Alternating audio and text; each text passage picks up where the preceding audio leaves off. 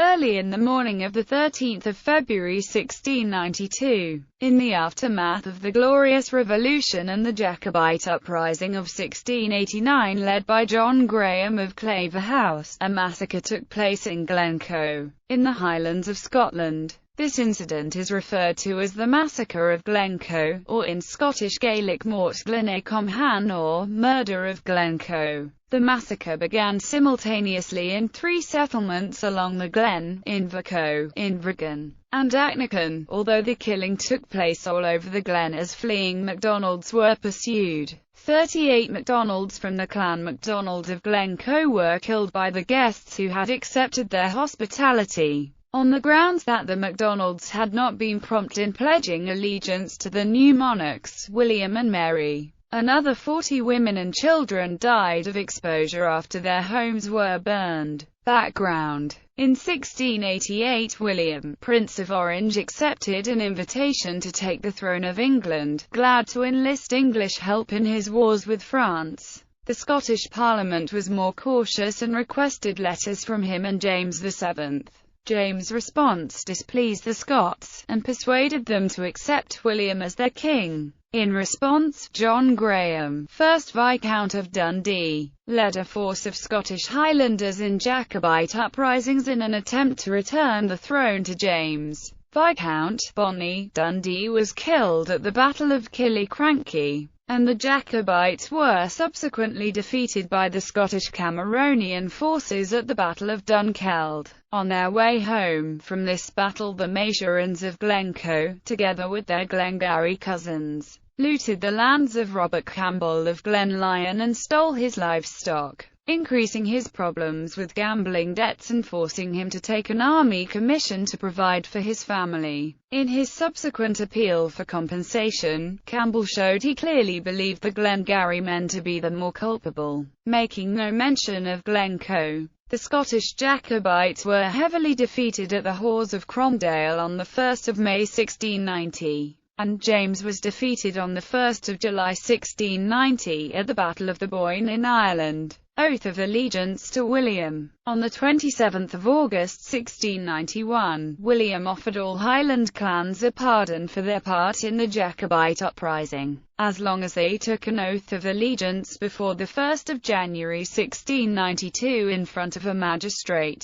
He also threatened them with reprisals if they did not sign. The Highland chiefs sent word to James, now in exile in France, asking for his permission to take the oath. James dithered over his decision, convinced that he was close to returning to Britain to reclaim his throne. When it became apparent that this was not going to happen before the deadline, James sent orders back to Scotland authorizing the chiefs to take the oath. This message reached its recipients in mid-December, in difficult winter conditions, only a few weeks before the deadline. A few managed to comply promptly but others did not, including Alistair MacLean, 12th Chief of Glencoe, who waited until the last day before setting out to take the oath. On 31 December 1691 Massacre travelled to Fort William to ask the governor, Colonel Hill, to administer the required oath, but Hill demurred on the grounds that he was not authorized to receive it. He instructed Massacre to proceed quickly to Inverary to make his oath before Sir Colin Campbell, Sheriff of Argyll. Hill gave MacLean a letter of protection and a letter to Sir Colin asking that he receive MacLean's oath since MacLean had come to him within the allotted time. Hill also reassured Massacre that no action would be taken against him without him having the opportunity to make his case before the king or the King's Privy Council. It took MacLean 3 days to reach Inverary, partly due to winter weather, partly due to his being detained for a day at Barcaldine Castle by the 1st Company of the Earl of Argyll's regiment of foot,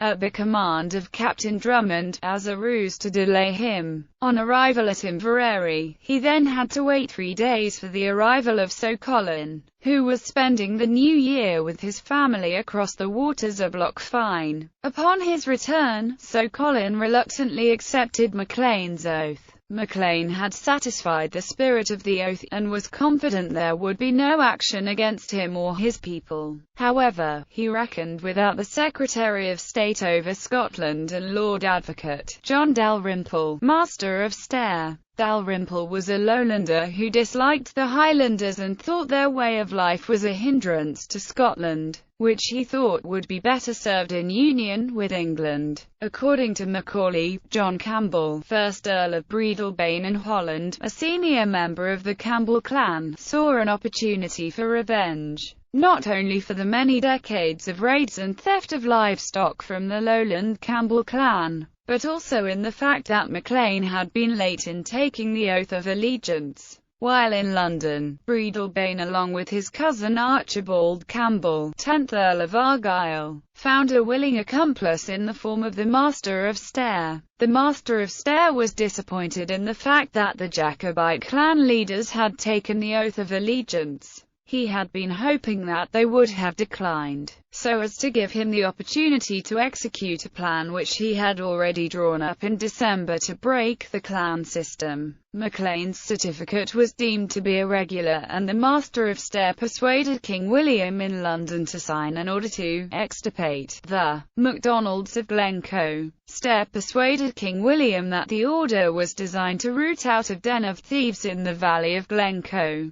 The order was then passed on to Sir Thomas Livingston, commander of the forces in Scotland. The massacre. In late January or early February 1692, the 1st and 2nd companies of the Earl of Argyll's regiment of foot, which consisted of approximately 120 men under the command of Captain Robert Campbell of Glen Lyon, were billeted on the MacDonalds in Glen Coe, who received them in the hospitable tradition of the Highlands. Most of the regiment was recruited from the Argyll estates, but only a minority actually bore the Campbell name. Others, including many of the officers, came from the lowlands. Captain Campbell was related by marriage to old Massacre himself, and so it was natural that he should be billeted at the chief's own house. Each morning for about 2 weeks, Captain Campbell visited the home of Alexander MacDonald, Massacre's youngest son, who was married to Campbell's niece, the sister of Rob Roy MacGregor. At this stage, it is not clear that Campbell knew the nature of their mission. Ostensibly they were there to collect the cess tax,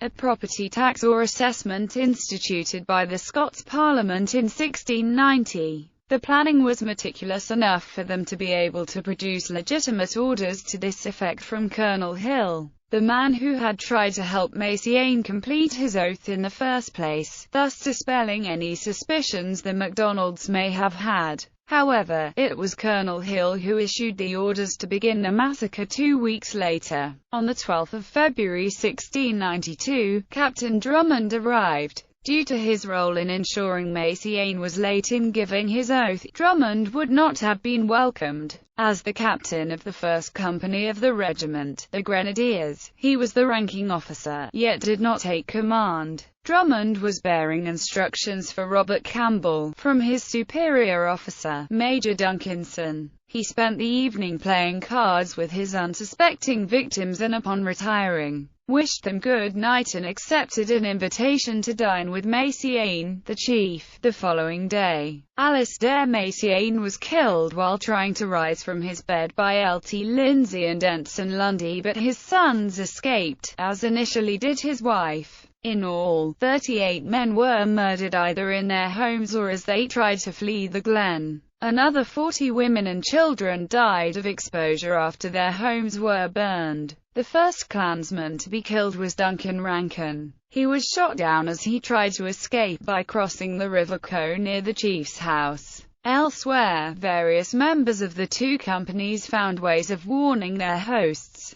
2 lieutenants, Lt. Francis Farquhar and Lt. Gilbert Kennedy, even broke their swords rather than carry out their orders. They were arrested and imprisoned, but were exonerated, released and later gave evidence for the prosecution against their superior officers. In addition to the soldiers who were actually in Glen Coe that night, 2 other detachments, each of 400 men, were, according to the plan, to have converged on the escape routes. Both were late in taking up their positions. It is possible that a snowstorm made arrival on time quite difficult, especially for those approaching over the Devil's Staircase from Kinlochleven. It is equally possible that they simply did not want to play any part in what they knew to be a heinous crime. Enquiry. Under Scots law there was a special category of murder, known as murder under trust, which was considered to be even more heinous than ordinary murder. The Glen Coe massacre was a clear example of this, as shown by the results of the inquiry.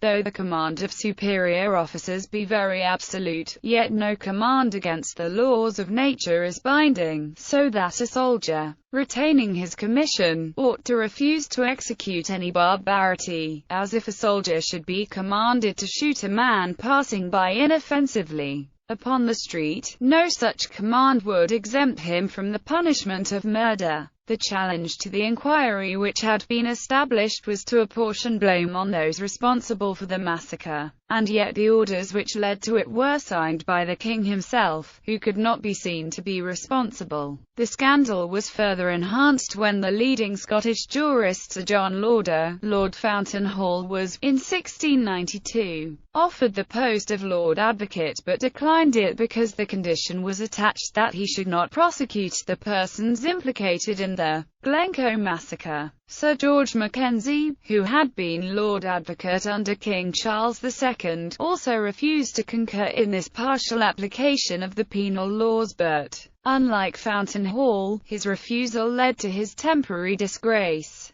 The conclusion of the commission was to exonerate the king and to place the blame for the massacre upon Secretary Dalrymple. The Scottish Parliament, after reviewing the commission report, declared the execution of the MacDonald men to have been murder and delegated the Committee for the Security of the Kingdom to prepare an address to the king which included recommendations for the punishment of the perpetrators of the plot and compensation to be paid to the surviving MacDonalds. As far as is known, these recommendations were never acted upon except for the imprisonment of John Campbell, Earl of Breadalbane, for a few days in Edinburgh Castle on the charge of high treason because he had been involved in secret talks with the Jacobite chiefs. Aftermath. The Glen Coe massacre became a propaganda piece for Jacobite sympathies, which were to come to a head in the next generation in the Jacobite risings of 1715 and 1745. In the Victorian era, interest was revived and the massacre was romanticised in art and literature, such as Sir Walter Scott's The Highland Widow. More recently, Glencoe was the subject of Eric Linklater's 1957 story, The Masks of Purpose, and David Clement Davis' Firebringer, in which the region is called the Valley of Weeping. The massacre is also the subject of Susan Fletcher's novel Curragh and Jennifer Roberson's Lady of the Glen. Due to the involvement of Argyll's regiment under Glenlyon's command, the massacre was regarded by many not as a government action, but as a consequence of the ancient MacDonald-Campbell rivalry. Memory of this massacre has been kept alive by continued ill-feeling between MacDonalds and Campbells. Since the late 20th century, the Clocaig Inn, a hotel and pub in Glencoe popular with climbers, has had a sign on its door saying, "No Hawkers or Campbells," although it has been said that this is probably more for the amusement of tourists than from any lasting sense of revenge. In 1883, MacDonald of Aberdeen sculpted the Upper Carnock Memorial to the massacre, a tapering Celtic cross on a cairn which stands at the eastern end of Glen Coe village, which was formerly known as Carnock. Clansmen from Clan Donald, from across the world, attend the ceremony, along with local people. The ceremony originated in 1930 when the late Miss Mary Rankin, Te Power at Glen Coe, decided that a wreath should be laid annually on the monument. Miss Rankin, who supplied the wreath up to the time of her death in 1944, commissioned the late Mr. Angus MacDonald to lay it on her behalf. On Mr. MacDonald's death in 1936, his second son Robert took over the duty, the wreath being supplied after Miss Rankin's death by Robert's sister, Miss Annie MacDonald. General Stewart of Garth, in a footnote, relates that Charles Edward Stuart was anxious to save the house and property of Lord Stair at Kirkliston during the '45 Rising. He proposed to march the Glen Coe men some distance from the scene lest they take revenge on the part played by his grandfather when ordered by William III to extirpate their clan. But when the proposal was communicated to the Glen Coe men, they declared that, if that were the case, they must return home. If they were considered so dishonourable as to take revenge on an innocent man, they were not fit to remain with honourable men, nor to support an honourable cause.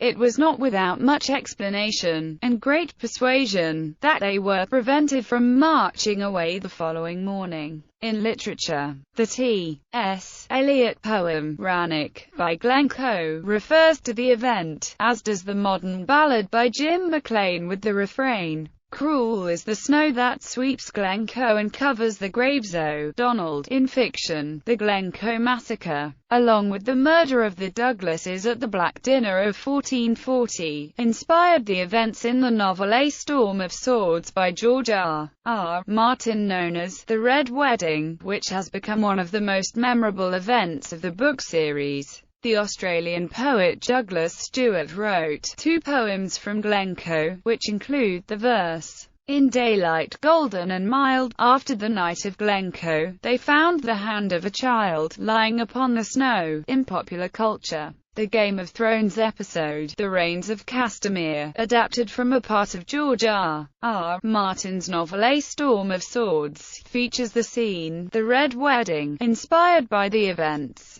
The Mad Men episode, Time and Life, references the massacre when a MacDonald in the year 1970 still holds a grudge against Pete Campbell. The Real Mackenzies, a Canadian Celtic punk band, includes a track regarding the massacre on their West Wind album.